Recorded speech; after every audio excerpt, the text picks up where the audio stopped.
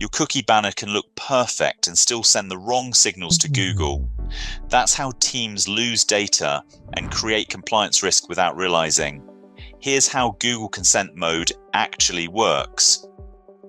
First, you connect your website to a consent management platform.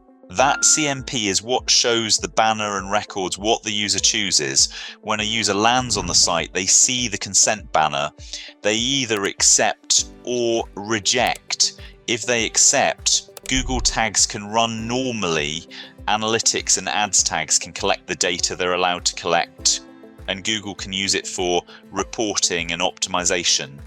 If they reject, most Google tags should stay inactive.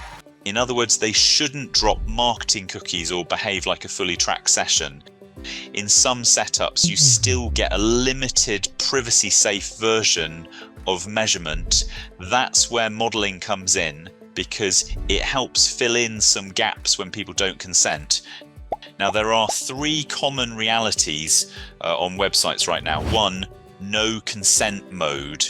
That means Google isn't receiving proper consent signals at all. You might have a banner, but consent mode isn't actually implemented. The result is messy, non-compliant measurement at best, and at worst, tags behave in ways you didn't intend. 2, basic consent mode. Think of this as block until the click. Google tags don't load until the user interacts with the banner, so nothing is sent to Google beforehand.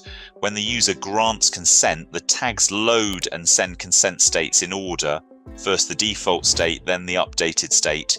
But if the user doesn't consent, the tags never load at all, and no data is sent to Google, not even the consent status. Any conversion modeling in ads is then based on a general model. 3, advanced consent mode. This is load early, then adjust. Google tags load when the page loads and set default consent states, usually denied unless you set your own defaults.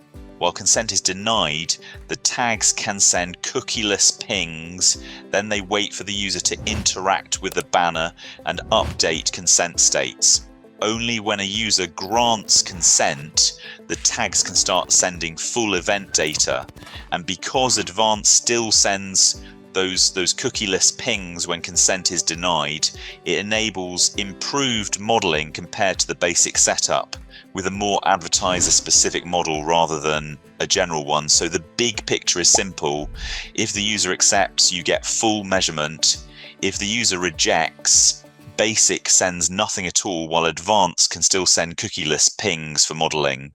And that difference comes down to what happens before and after the banner click. Here's why this matters.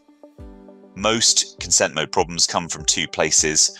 Either the default consent state isn't set properly, or it's set too late, or the consent update doesn't fire when someone clicks accept or reject.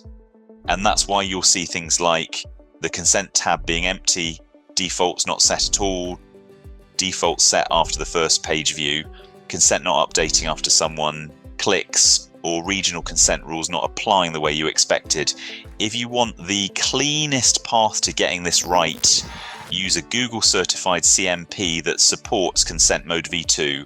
2 that are genuinely straightforward to implement are Cookiebot and User-Centrics. They're built to handle the banner and the signaling properly, so you're not stitching together something fragile.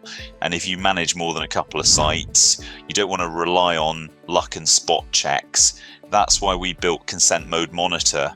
It flags whether consent mode is properly implemented, which tags a missing consent checks, and lets you apply a one-click fix that creates a new GTM workspace for review. And our Chrome extension lets you inspect what's happening while you're on the page without jumping between tabs and tools.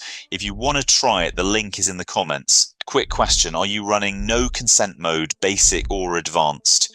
Comment which one you're using and why you picked it.